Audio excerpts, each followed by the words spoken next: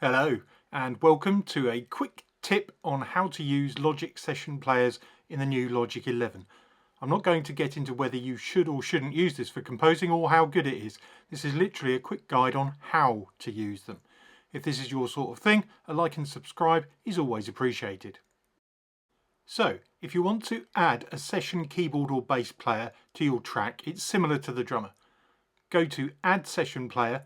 I'm going to add some keys first, pick an initial style and whether you want to use a default chord progression, then click Create. This will now play the default chord progression.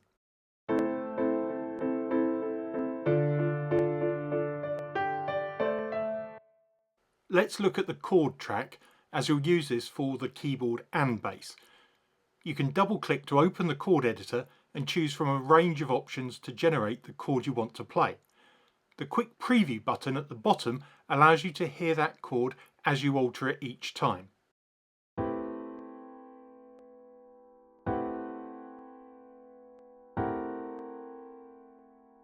You also have the option to enable MIDI input and play the chord on your controller.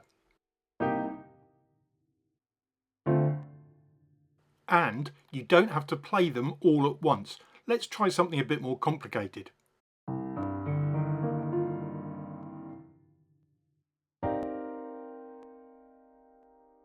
In fact, if you have the MIDI input on, you don't even need the edit window open.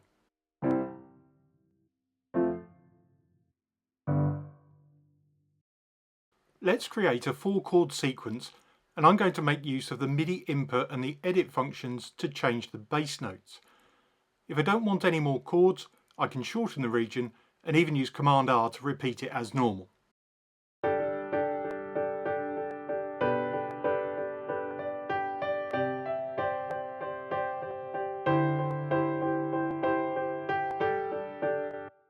Let's take a quick look at the instrument. You can see there's loads of things to try with voicing, complexity and intensity, so this is where you get to play around with your sounds. Don't forget, you can choose a different instrument too, as this is all generated from MIDI. Let's try an electric piano and drop it down an octave.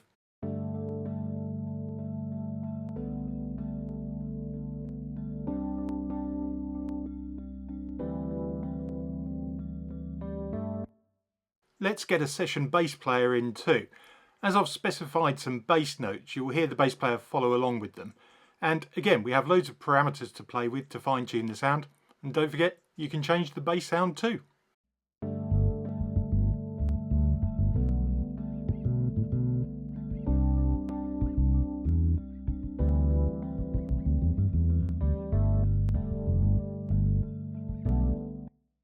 At this point, I think you're just going to have to play around with the various options and see if it suits the kind of music that you want to create.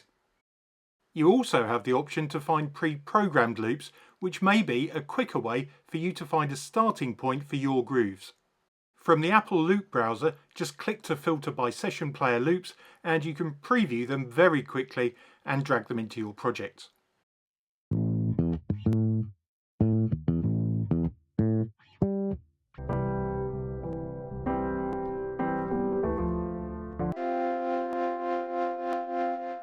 Let's finish off this quick project by adding a drummer and see what we've created in a few quick clicks.